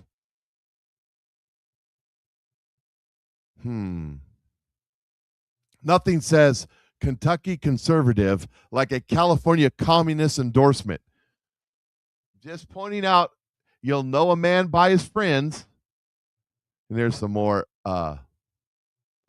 Michael Fanone stuff. We'll skip that for a minute because I've done talked about it.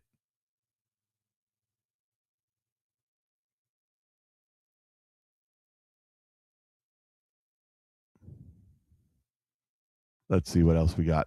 Oh, let's see. Yeah, here's some more on the CDL stuff. It says this is going to destroy every single Indian-run trucking company in America. No one will hire them because they will get sued into negative zone when the next Mohammed Sai plows into a kindergarten and kills a bunch of children. Got what I voted for again. Says this decision is consistent with the 2020 opinion issued by the Ninth Circuit, which held that state law claims against freight brokers for negligency or negligently hiring or selecting motor carriers are not preempted by law. Today's SCOTUS decision will resolve a split amongst various circuit courts on this particular issue, and that's the 9-0. They voted 9-0 that if you're a broker or a company that hires these incompetent people and something bad happens, you get to pay.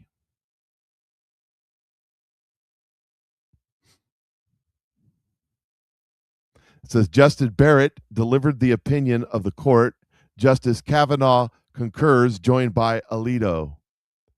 So that's how it happened. 9-0.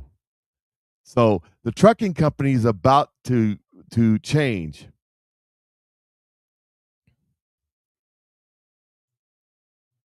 And you know what else we'll do? It'll put most or all of the fraudulent, illegal, foreign operated, dangerous shipping freight companies out of business, and it will give the business a new life to on the up and up U.S. companies and drivers and make America's roads safer. That's right. If you're in the trucking business and you're a straight up legit truck driver, a pro, a professional, does everything by the book, does it right every time, all the time, this is good for you. This is going to help you get paid. And I'm for it. Also yesterday, just in it's official, the U.S. Senate barred members of receiving paychecks when the government shuts down. The only useful thing the Senate has done in a long time. I'm generally surprised. It was a 98-0 vote, by the way. 98-0. Back to the story of the CIA and the raid on the ODNI. Just in, Jesse Waters has deleted his post accusing CIA of raiding DNI Tulsi Gabbard's office. Gabbard's team denied those claims immediately after the post started going viral yesterday. The original post received over 2.6 million views. Waters has not posted a statement clarifying his report. So I'm just wondering, there's something going on here. There's a reason it came out. There's something going on here. So Anna Paulina Luna, when she responded, was responding to Nick Sorter. He said, "This is false. I never claimed a raid was made. Show me a clip of where I said that. ODNI did confirm docs were taken." And by the way, this all came from a hearing earlier this week where a CIA whistleblower talked about it. This actually happened like in the January, beginning of February timeframe.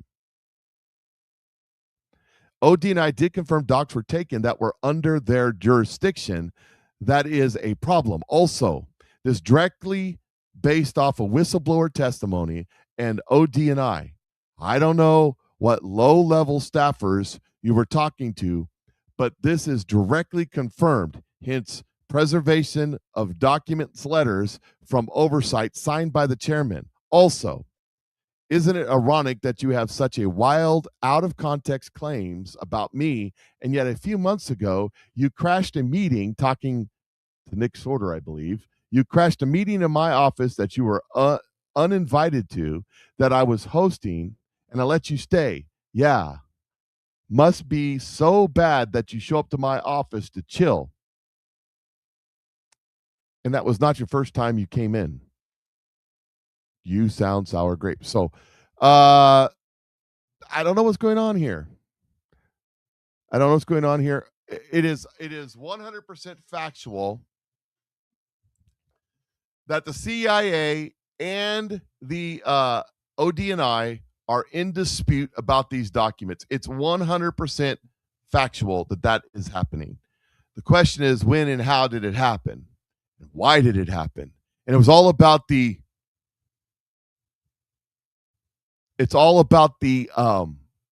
MK Ultra, which makes it even more fishy.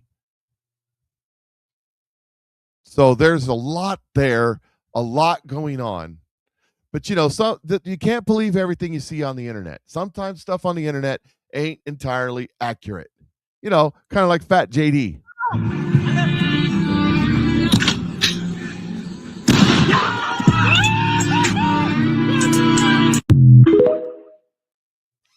Kind of like Fat JD.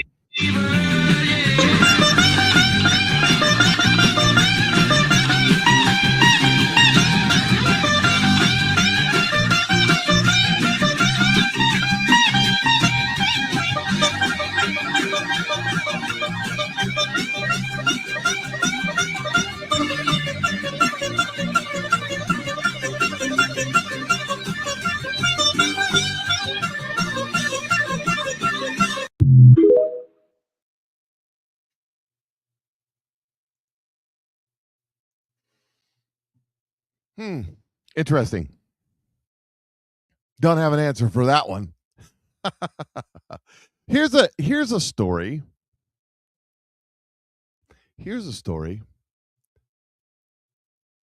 Gateway Pundit reporting. New evidence shows Biden FBI set a trap to close on Trump the moment he leaves office. A report from Just the News says that Republicans in the House are scrambling to end the potential for prosecuting President Donald Trump after he leaves office. This comes after the same outlet first broke the story Tuesday that during the lame duck period of Joe Biden's presidency, that would be after the election until January 20th, FBI agents and former special counsel Jack Smith's investigation into the 2020 election secretly arranged to preserve their evidence until 2030 in memos that raise alarm that they could revive their prosecution. The FBI memos and emails closing out the controversial Arctic Frost investigation show that the Bureau chose not to relinquish the evidence it gathered after Smith went to court to dismiss charges against Trump, even though that is the normal practice for agents. Just the News reported. Instead, they created a preservation order, keeping the evidence in FBI custody for 2 years after Trump's second term ends, claiming it was necessary to do so because of ongoing litigation, the memos show. Because apparently in 2029, a cudgel, how do you say it, cudgel? Carried, I'm from Missouri. Well, I'm from California, but I've lived in Missouri longer than I lived in California. Carried by the Democrats since 2020 would still be wielded against a president 9 years later, no matter who the president is. Ironically, this was revealed a little less than 5 months after Jack Smith said he was afraid he was going to be the guy prosecuted, and he still may be, telling the House Judiciary Committee that the Trump administration officials would do everything in their power to charge him, but that he would not be intimidated, according to the Associated Press. He also told the committee in his testimony that he believed Donald Trump is the person who caused January 6th. We're about to find out, aren't we? It was feasible to him, and that he sought to exploit the violence, meaning Trump. Apparently, he didn't watch the speech, or he has evidence he's not sharing with us. Whatever the case, Smith, who was a nakedly partisan actor, claimed Trump committed serious crimes by contesting the results of the 2020 election. Other Democrat election deniers remained unmentioned. However, Smith's case was dismissed without prejudice by the U.S. District Judge Tanya Chonkin, an Obama appointee, after the special counsel conceded that the Office of Legal Counsel had found a sitting president couldn't be charged with a crime.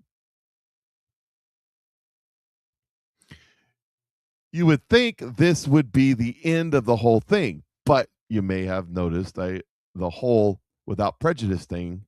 That means it can be brought again. And according to the new documents released by the Bureau, that's just what they were aiming to do if the Democrats take office again. One of the key case closing documents obtained by Just the News, originating in FBI's Washington Fields office, CR-15 team, was dated a couple weeks into Trump's second term on February 5th, 2025, when the holdover FBI agents and leaders were still in place. The newly released closing documents from early 2025 repeated the extensive claims of criminality against Trump, which had been pursued by Smith and the Bureau, and sought to retain all evidence for a half a decade until at least February 2030, when Trump would be a former president once more, and thus when the DOJ's guidance prohibiting the prosecution of a sitting president would no longer be enforced. The documents titled Arctic Frost, Election Law Matters, Sensitive Investigated Matters, and its synopsis was, the document was closing of Capitol investigation, listed enclosures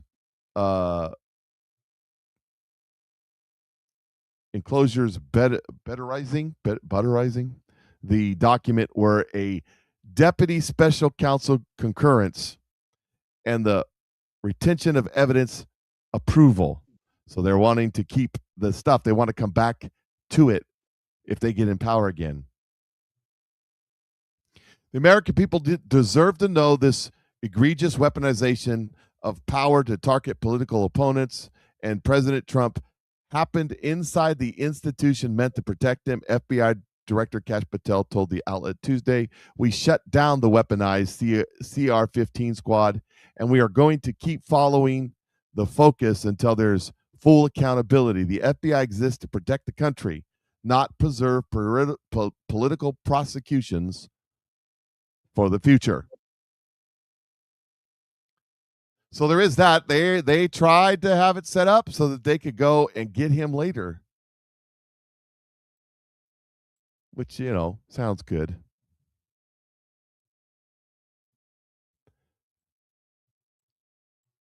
Now, there's other things to talk about by China stuff. There was hearings going on the other day. But first this, the governor of Florida comes out in favor of term limits. And he makes a comment that's hilarious. I think if some of the founders looked at how Congress operates today and you see the same nonsense over and over again, I think that they would be very much in favor of term limits. And the reality is just think, if you would have had term limits, Nancy Pelosi would have been retired in the 1980s. I mean, like, how amazing would that have been? If we had term limits, Nancy Pelosi would be retired in the 80s. Not still serving in her 80s. Think about that. Okay, so HUD Secretary Scott Turner was up there at appropriation committees, and Senator Kristen Gillibrand goes after him over the homeless. Listen to this. This is ironic. Where is the homeless data report? It is over a year late, and that would give us the data to see if your theory about how to address homelessness actually works. Actually, well, thank you, Ranking Member Gillibrand, and you're right. We do share some of these values. The way that we get there, I think, differ at times, but we're happy to continue. And we've had a great working relationship. And what I will say, and I offer this, is number one, the point in time report in the Biden administration, HUD, said that we had 770,000 people in America that were homeless at one given time. And this is with record funding.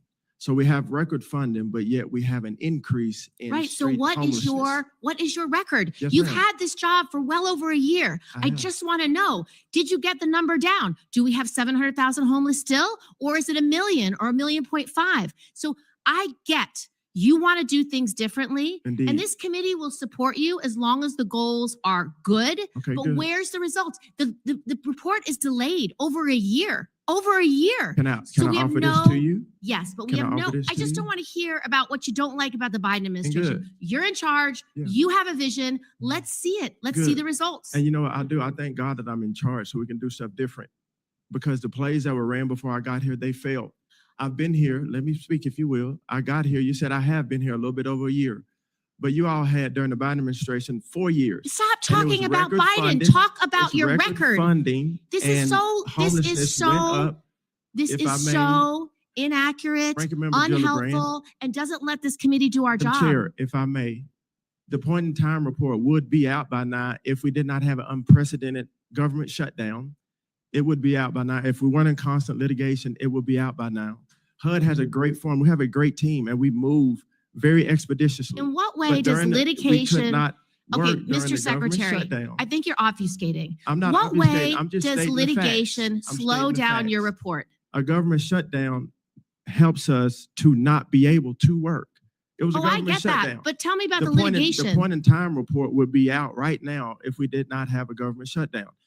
Irregardless of all of that, during the Biden administration, record funding, Oh my God! If you talk about, it's like record funding. it's like two record children saying, homelessness. "I didn't do it. My brother did it." That's what I Stop have with to the go off of. excuses. That's what I have Just to go off of. explain Record funding, your record. record homelessness. We have to do something different. Okay, switch topic. If after I'm gone, Switch topic. if Honestly, after I'm gone, if it's still record I don't funding want and record You know what? homelessness, After then you're you'll be able gone, to do the it's same too thing. late for But the it is- families that are suffering in New York It is gonna- today. it's gonna Do you get know what better. it's like It's to gonna be a get better. homeless little girl who has to have a Girl Scout troop just for other homeless little doesn't girls? know that? Because that's all they have. Yes, That's ma'am. the only consistency they have in their life. So I get I you do have a different understand. vision. It's happened in my family. Yes, ma'am, I do I need to understand. know I'm not if your talking to you stuff about is what working. I've heard. I'm talking to you about what I know.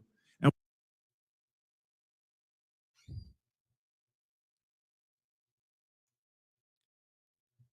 So now understand. She stopped talking about the Biden administration. She wants the report that was due a year ago. Well, if the report was due a year ago, the report was about the Biden administration. So when he starts bringing up the Biden administration, that's what's in the report that was due a year ago. But she doesn't want to talk about the Biden administration that caused the problem. No. You're in charge now, so you're the problem. And he makes a good point that the government was shut down. They couldn't do certain things. Probably couldn't collect certain data. But she wants to make a big deal and berate this guy for not having the report that was due a year ago. 1 year ago would have been May of 25, which probably was a report about 24, which would have been the Biden administration. Stop talking about the Biden administration. I want the report about the Biden administration. Well, what's he supposed to do? What that was, she knows that this is going to look horrible on Joe Biden's administration. Do you know who was in office at the time? She was. Do you know who was not in office at the time? Scott Turner. She knows. She doesn't care. It's about grandstanding. It's about blaming it on Trump. It's Trump's fault. It's Trump's fault. Also, there was hearings on immigration and deportation. And the mother, an angel mother of a woman who was killed because of sanctuary policies, was speaking to Congress, and this is what she said. Watch her child grow. She deserved more time. I am asking you, please do not let her story be ignored. Do not let another family stand where I am standing. Make changes, take responsibility, protect your community, because no mother should ever have to wake up to this nightmare. I'd like to read from Psalms 28. Give them the punishment they so richly deserve. Measure it out in proportion to their wickedness. Pay them back for all their evil deeds. Give them a taste of what they have done to others. They care nothing for what the Lord has done or for what his hands have made. So he will tear them down, and they will never be rebuilt. Praise the Lord, for he has heard my cry for mercy. The Lord is my strength and my shield. I trust him with all my heart. He helps me, and my heart is filled with joy. I burst out in songs of thanksgiving. The Lord gives his people strength, for he is a safe fortress for his anointed king. Save your people, bless Israel, your special possession. Lead them like a shepherd and carry them in your arms forever. Thank you.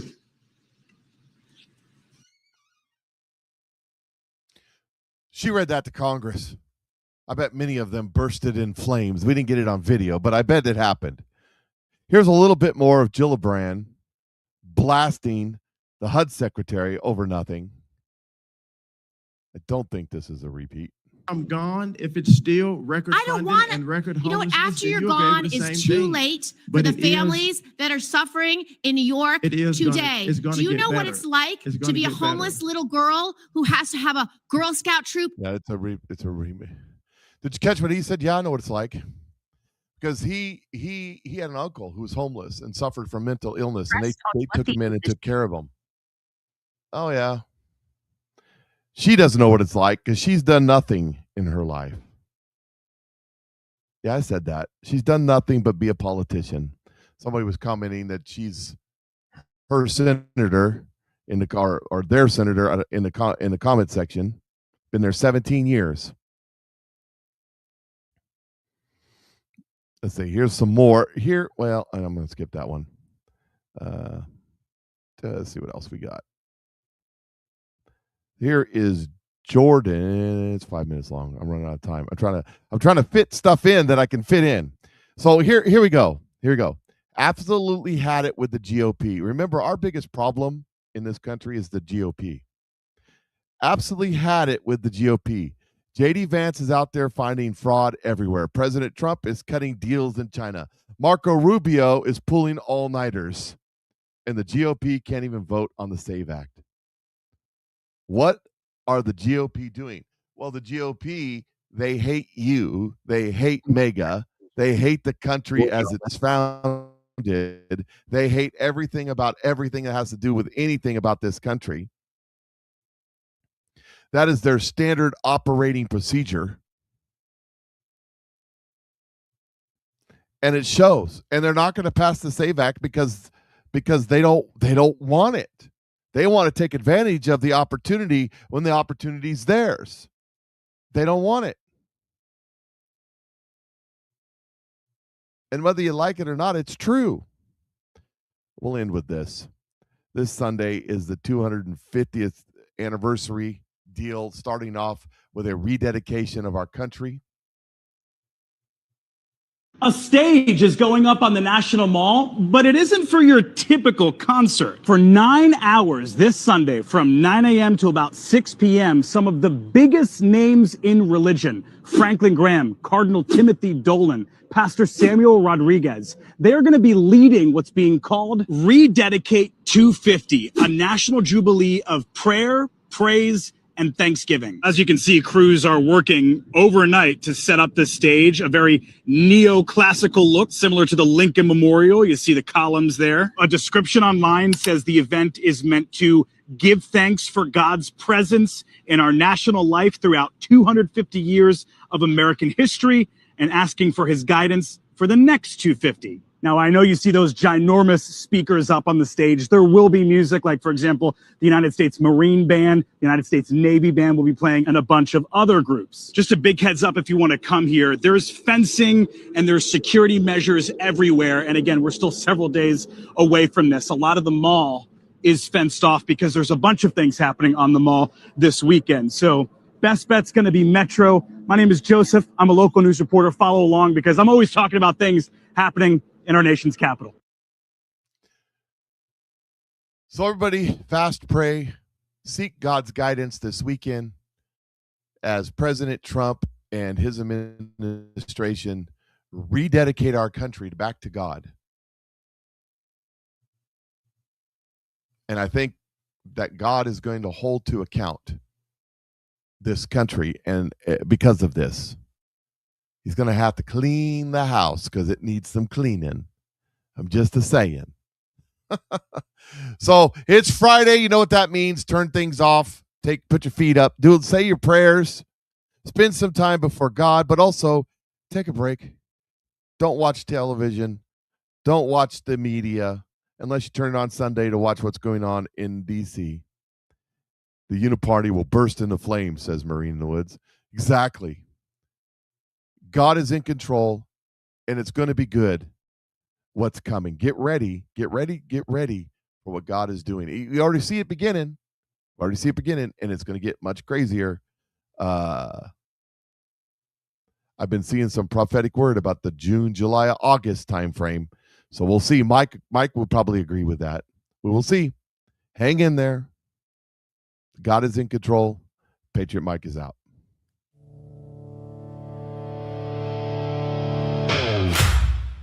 They can bury the truth, but they can't kill the soul. Cut through the noise, get back to what matters.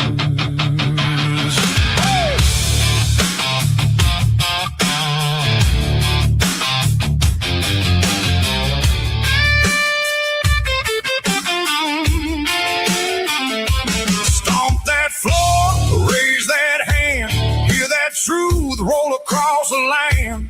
We've been bent, we've been bruised, still we stand with nothing to lose. It ain't easy, the road is long and hard.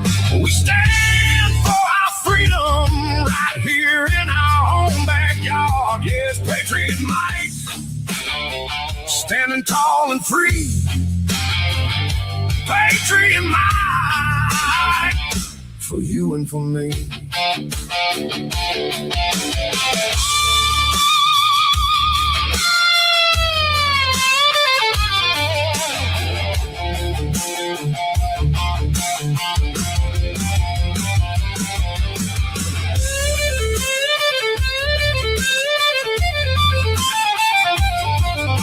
Strapped in. You're live with the Patriot Mike Show.